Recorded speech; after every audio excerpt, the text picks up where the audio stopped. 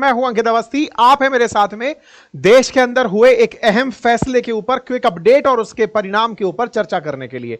Update यह है कि प्रधानमंत्री ने सेना के तीनों अध्यक्षों के साथ, चीफ ऑफ डिफेंस स्टाफ हैं सीडीएस के साथ, और रक्षा मंत्री के साथ अपनी वार्ता जस्ट फिनिश की है।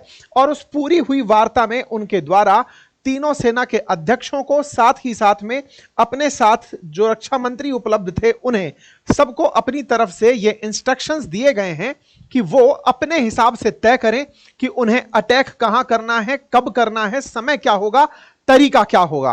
पहलगांव के ऊपर लाइव अपडेट में फिलहाल की ताजा खबर यही है कि सरकार की तरफ से फ्रीडम दिया गया है सेना को कि वो डिसाइड करें कि उनका तरीका क्या होगा, लक्ष्य क्या होगा और समय क्या होगा। यह पूरी तरह से प्रधानमंत्री के द्वारा सेना अध्यक्षों से कह दिया गया है। ऐसे में इनका क्या होगा, इसको लेकर के केवल फिल्म का एक डायलॉग है कि अब तेरा क्या होगा कालिया, और साथ साथ इनका क्या होगा और इनके लिए बजाओ तालियां, जो कि छोड़ करके पहले ही देश भाग चुके हैं। ऐसे में आप जानने योग्य बात यह है कि प्रधानमंत्री द्वारा रक्षा मंत्री राजनाथ सिंह से जो मुलाकात की गई थी, उसके बाद में रक्षा के तीनों चीफ स्टाफ हैं, सीडीएस हैं, और अजित डोभाल साहब जो नेशनल सिक्योरिटी एडवाइजर हैं, उन तीनों के साथ अहम बैठक हुई।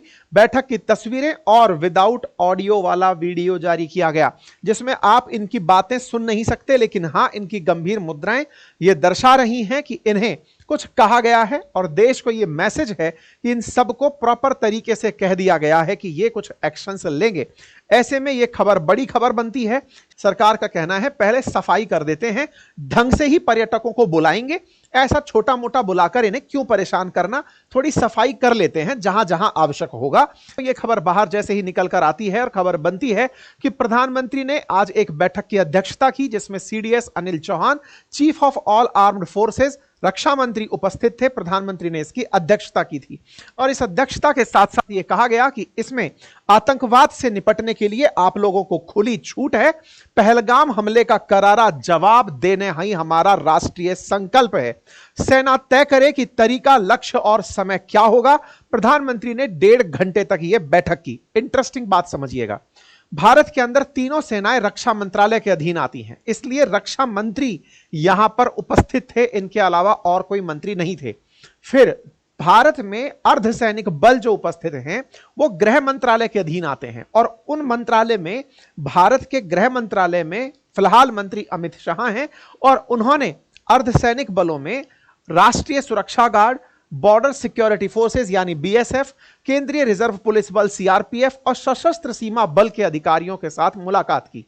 भारत पाकिस्तान के बॉर्डर पर बीएसएफ तैनात है। ऐसे में बीएसएफ के अधिकारियों से, क्योंकि वो सेना मतलब रक्षा विभाग के अधीन नहीं आती, इसलिए गृह मंत्रालय ही उसकी बैठक ले रहा है। ये 2 बड़ी हाई लेवल बैठकें आज हुई। जो हमारी फोर्सेस हैं, उन फोर्सेस के साथ पूरी तरह से मैसेज कन्वे कर दिया गया है। खुली छूट प्रधानमंत्री के द्वारा सेना को दे दी गई है। गृह मंत्री के द्वारा भी सेम इसी प्रकार का मैसेज अर्धसैनिक बलों को यानी कि बीएसएफ को दे दिया गया है। अर्थात भारत की तरफ से सेनाओं को फुल फ्लेज्ड एक्शन लेने का आदेश दे दिया गया है। अब एक दूसरा अपडेट यहां पर इसी घटना से जुड़ा हुआ जान लीजिए, और वो ये है कि भारत ने कश्मीर के अंदर जो टूरिस्ट स्पॉट हैं, वहां से टूरिस्ट को बाहर जाने की कह दिया है। कश्मीर में जहां जहां टूरिस्ट थे, उनसे कहा गया है कि आप वापस जाइए, कुछ ऑपरेशंस होने वाले हैं, आपकी सुरक्षा को ध्यान में रखते हुए आपका यहां बने रहना अब उचित नहीं है। ऐसा करते हुए 48 टूरिस्ट स्पॉट जो कश्मीर में हैं, उन्हें बंद कर दिया गया है। कुल मिलाकर पूरे जम्मू कश्मीर में 87 टूरिस्ट स्पॉट हैं, लेकिन 48 जो प्रमुख हैं, जिनमें से श्रीनगर की डल लेक जिसे आप कह सकते हैं, पहलगाम जहां आतंकी हमला हुआ था, और गुलमर्ग और सोनमर्ग जो प्रमुख स्थान हैं जहां श्रीनगर कश्मीर घाटी जाने वाले मैक्सिमम टूरिस्ट घूमने जाते हैं, उन 48 स्थानों को, यह कंप्लीट लिस्ट है, इन सभी स्थानों को बंद करने का आदेश दे दिया गया है। पर्यटकों से कहा गया है कि अब आप यहां से निकल जाइए। जो पर्यटन जिसके लिए अपन चर्चा कर रहे थे कि कश्मीर घाटी में पर्यटक लौटेगा तो शांति आएगी, तो पूरी तरह से कश्मीर घाटी के अंदर पर्यटकों को वापस बुला दिया गया है। लेकिन इस बीच पाकिस्तान के अंदर क्या कोई फियर का माहौल है क्या? बिल्कुल है। पाकिस्तान को डर है कि भारत उनके ऊपर एयर स्ट्राइक करेगा। देखिए यहां पर कुछ रक्षा विशेषज्ञों की अगर राय जानी जाए या पुराने अनुभव या वर्ल्ड की डायनेमिक्स को अगर आप देखते हैं तो क्या हो सकता है इन दिनों में, वो अगर आप और हम चर्चा में लेकर आए तो बहुत ज्यादा पॉसिबिलिटी है कि बॉर्डर एरियाज में बड़ी शेलिंग देखने को मिल सकती है। भारत पाकिस्तान के बीच में जो बॉर्डर एरियाज हैं, फिर चाहे वो कराची के बंदरगाह, ग्वादार बंदरगाह से लेकर के जम्मू कश्मीर में ऊपर तक जितने भी बॉर्डर एरियाज हैं, यहां पर भारतीय सेना के द्वारा एक साथ अटैक प्लान किया जा सकता है, नंबर एक। नंबर दूसरा जो बात है वो ये कि ये बॉर्डर एरियाज के अंदर होने वाली घटना इस तरह से हो सकती है कि जहां जहां आतंकी ठिकाने हैं उन्हें हम बड़े ही टारगेटेड मैनर में हमला कर दें, यानी कि इस बार की सर्जिकल स्ट्राइक बहुत बड़े मेजर स्केल पर हो सकती है। अब बड़ा सवाल यह है कि क्या भारत पीओके को लेने का प्रयास इस वाले ही दाव में करता है या नहीं। तो देखो ऐसा अभी तक कोई भी साइन तो दिखाया नहीं गया है। फिर आप कहेंगे ये साइन दिखाई दिया जाता फिर वो लोग भी तैयार हो जाते, हो सकता है देखो इसके पीछे की कहानी क्या हो। लेकिन हां, कुछ लोगों का मत ये जरूर है कि दो न्यूक्लियर पावर स्टेट कभी लड़ नहीं सकते, क्योंकि अगर वो लड़ेंगे तो दोनों एक दूसरे देश को बहुत ज्यादा नुकसान पहुंचाएंगे। ऐसे में भारत और पाकिस्तान ने अपनी तरफ से जो नो फर्स्ट यूज पॉलिसी अपनाई हुई है कि हम किसी पर आगे से न्यूक्लियर बम नहीं फेंकेंगे, तो भारत तो पहले पाकिस्तान पर न्यूक्लियर बम नहीं फेंकेगा, लेकिन साइकोलॉजिकली इंडिया अब इस बात के लिए तैयार हो गया है कि अगर हम पर न्यूक्लियर बम से हमला हो जाता है तो फिर नक्शे से पाकिस्तान को खत्म कर दिया जाएगा। यही कारण है कि प्रधानमंत्री ने कुछ ही देर पहले अपनी तरफ से सभी स्टेक होल्डर्स को इन्फॉर्म किया है कि भाई रक्षा वाले तैयार हो जाओ। इतना ही नहीं, भारत में आरएसएस जिसका बहुत बड़ा संगठन है राष्ट्रीय स्वयंसेवक संघ, उसके चीफ मोहन भागवत को भी प्रधानमंत्री ने अभी ब्रीफ किया है कि साहब देखो प्लानिंग पूरी पूरी हमारे द्वारा ये कर ली गई है। तो ऐसे में कुछ भी डिसिसिव होने जा रहा है, यानी निर्णायक होने जा रहा है। अब वो निर्णायक किस तरह का होता है कि क्या भारत न्यूक्लियर बम के हमले को भी तैयार है कि अगर उधर से पाकिस्तान हम पर हमला करे और बदले में हम उसे नक्शे से मिटा दें। तो किस तरह की तैयारियां हैं ये तो खैर अब अंदर की प्लानिंग जाने, लेकिन यह तय हो चुका है कि अब हमला होगा, कहां होगा, कब होगा, यह सेना का निर्णय है, कंफर्म हो चुका है। इसमें अब कोई बैकवर्ड मूव नहीं है। प्लस एक और इंपॉर्टेंट बात यहां जानने की है और वो ये है कि जितने भी हमारे मित्र राष्ट्र हैं सब तरफ से, चाहे फिर वो अमेरिका हो, चाहे इजराइल हो, चाहे यूरोपियन यूनियन कंट्रीज हो, जितने भी देश साथ हैं हमारे, वो सभी देश इस मामले में कुछ भी टांग नहीं लगा रहे हैं। उन्होंने एक बार भी भारत से यह नहीं कहा कि शक्तिमान शांत हो जाओ, नहीं, उन्होंने कहा है कर लो, हमको पता है भारत निपट लेगा। ऐसे में दुनिया का कोई भी देश भारत को रोकने नहीं आया। इसका संदेश साफ है कि भारत के एक्शन और भारत के दृढ़ इरादे से अब सभी लोग अवगत हैं, चाहे फिर हमारा मित्र रूस हो, चाहे फिर हमारा मित्र अमेरिका हो, चाहे यूरोपियन कंट्रीज हो, चाहे इजराइल हो, कोई भी, इवन चाइना तक भी, वो जरूर पाकिस्तान के समर्थन में यह कहा कि जांच को स्वतंत्र रूप से कराया जा सकता है, लेकिन वॉर की कंडीशन में उसने कुछ नहीं कहा।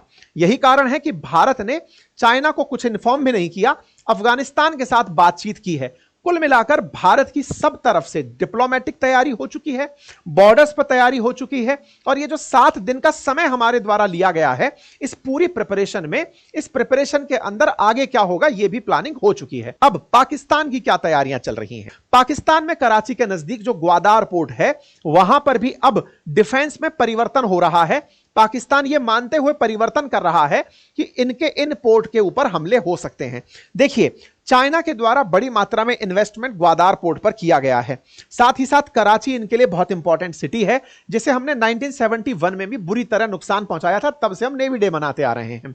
ऐसे में भारत के द्वारा इन्हें मल्टीपल फ्रंट पर अगर एक साथ चुनौती दे दी गई, इनकी खराब आर्थिक स्थिति के चलते ये 2 दिन से ज्यादा युद्ध को कर नहीं पाएंगे। ऐसे में इनका दुनिया का कोई भी देश इनके साथ इसलिए नहीं आएगा कि हम तुम्हारे साथ हैं, क्योंकि युद्ध में अल्टीमेटली पैसा खर्च होता है।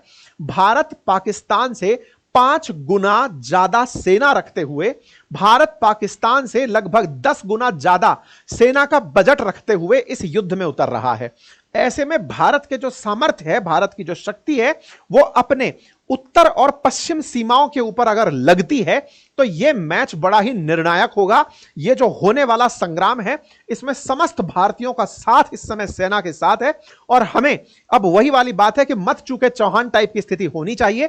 अगर हमें कुछ निर्णय लेने ही हैं तो पाकिस्तान का स्कोर सेट ही कर देना चाहिए और इसके साथ ही जितने भी छोटे मोटे भैया जो इधर उधर उठ रहे हैं बांग्लादेश जैसे, इनके पास मैसेज स्वतः ही पहुंच जाएगा। आवश्यकता है कि भारत पाकिस्तान को इस बार मुंहतोड़ जवाब देकर पीओके के ऊपर कब्जा करते हुए, शिमला समझौते को भी रद्द करते हुए अंदर घुसे, पीओके के ऊपर कब्जा करे और इस बात के ऊपर पूरी तरह दुनिया को मैसेज साफ कर दे कि हमने सेना दिखाने के लिए नहीं रखी है, हम पाकिस्तान को न्यूट्रलाइज कर सकते हैं। इनके द्वारा अगर ऐसे रोजाना हमारे लोग मारे जाते रहेंगे तो हम ये संघर्ष आफ्टर ऑल कब तक करेंगे। तो कुल मिलाकर के भारत में तैयारियां अब पूरी हैं। अब देखना होगा कि ये बॉर्डर के केवल 50 किलोमीटर आगे पीछे होती हैं सारी चीजें या इसके आगे। ऐसे में हम आपके साथ में आने वाले दिनों में कुछ ऐसे सेशंस भी करेंगे कि यदि भारत पाकिस्तान का युद्ध होता है तो ऐसे में अगर न्यूक्लियर बॉम्ब चलाए जाते हैं तो न्यूक्लियर बॉम्ब की स्थिति में आप और हम अपनी सुरक्षा के लिए क्या बेहतर कर सकते हैं। ये एक्सट्रीम कंडीशंस हैं जिनकी चर्चा होना बहुत जरूरी है, नंबर एक। नंबर दूसरा, अगर भारतीय सेना को आपकी और हमारी जरूरत होती है, अगर भारतीय सेना को रसद की जरूरत होती है, भारतीय सेना को फंड की जरूरत होती है, तो आप और हम किस तरह से उनके साथ जुड़कर काम कर सकते हैं, ये सारी बातें आने वाले समय में आप लोगों के साथ प्रॉपर तरीके से साझा की जाती रहेंगी। बेहतर है कि अपडेटेड रहने के लिए आप चैनल को सब्सक्राइब कर लें सो दैट जब भी मैं कोई इस तरह की जानकारी लेकर आपके सामने आऊं आप लोग उस तक पहुंच जाएं। एकदम इस समय हौसला ऊपर रखकर चलने की आवश्यकता है। अब हमारी वो स्थिति होनी चाहिए कि हम लाठी भाटा जंग में भी 140 करोड़ भारतीय अगर निकलें तो वो 25 करोड़ के आसपास जो पाकिस्तानी हैं उनको कुचलते हुए आगे निकल जाएं। मैसेज और स्कोर एकदम साफ किया जाए कि भैया अब और नहीं सहन किया जाएगा। ठीक है, फिलहाल के लिए इतना ही। आपकी जो भी राय हैं वो कमेंट बॉक्स में क्लास पूरी होने के बाद भर रखिएगा सो दैट मैं उन्हें देखकर उसके ऊपर आने वाले सेशंस में आपको प्रॉपर तरीके से रिप्लाई कर सकूं। फिलहाल के लिए इतना ही। Thank you so much.